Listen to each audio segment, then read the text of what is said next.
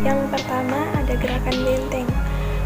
Gerakan Benteng adalah program perekonomian yang berlaku pada masa Kabinet Natsir dari bulan September tahun 1950 hingga bulan April tahun 1951. Kebijakan ini dicetuskan oleh Sumitro Djadja Hadikusumo, Menteri Perdagangan era Kabinet Natsir. Gerakan Benteng berlangsung selama 3 tahun, yaitu dari tahun 1950 sampai tahun 1953 dan berakhir setelah Kabinet Natsir tidak lagi berkuasa. Dan akhirnya program Gerakan Benteng ini pun yang bertujuannya untuk melindungi pengusaha bumi diberhentikan dan dianggap gagal. Yang kedua, Gunting Syarifuddin. Gunting Syarifuddin merupakan kebijakan moneter yang ditetapkan oleh Syarifuddin Prawinegara saat menjabat sebagai Menteri Keuangan pada masa Kabinet Hatta yang kedua.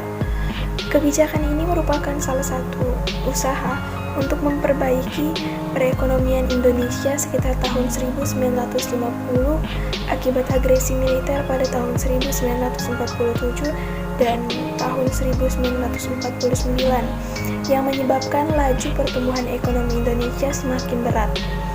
Tujuan dari kebijakan ini yaitu mengembangkan antara jumlah uang dan barang yang beredar sehingga tidak terjadi inflasi lainnya.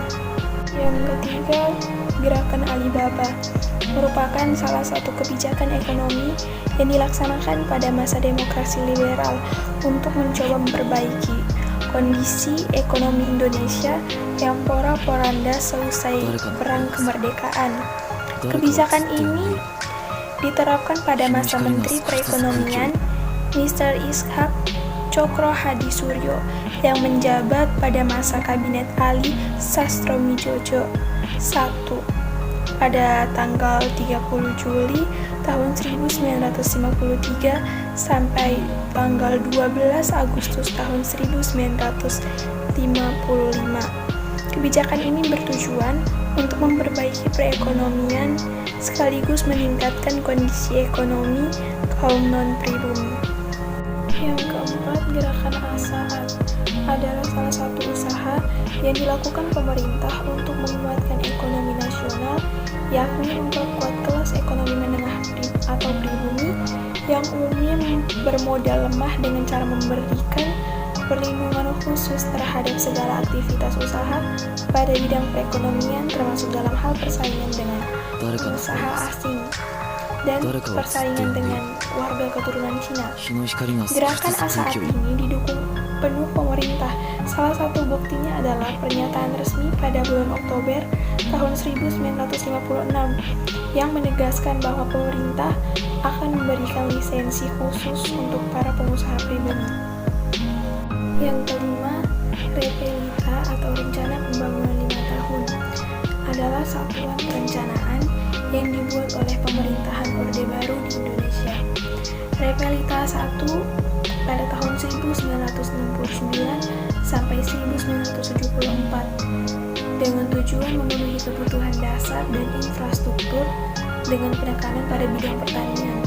Repelita kedua pada tahun 1974 sampai 1979 dengan tujuan meningkatkan pembangunan di pulau-pulau selain Jawa, Bali, dan Madura, di antaranya melalui transmigrasi. Repelita ketiga pada tahun 1979 sampai 1984 yang menekankan bidang industri padat karya untuk meningkatkan ekspor.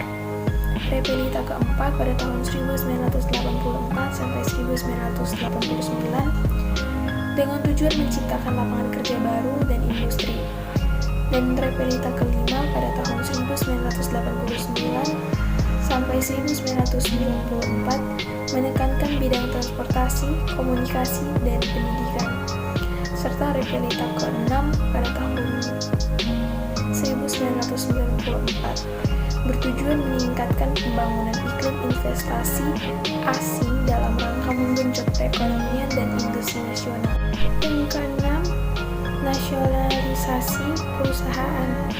Nasionalisasi adalah proses pengambil alihan kepemilikan perusahaan swasta, khususnya perusahaan modal asing, yang biasanya diikuti dengan ganti rugi atau kompensasi yang diberikan oleh pemerintah kepada pemilik modal.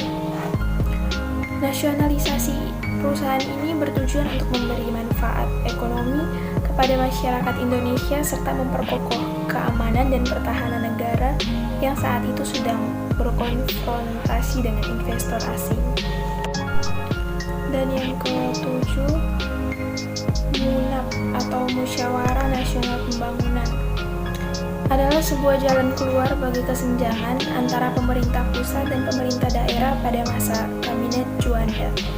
Tujuan diadakannya MUNAP adalah untuk mengubah rencana pembangunan yang sudah ada sehingga dapat memenuhi harapan daerah.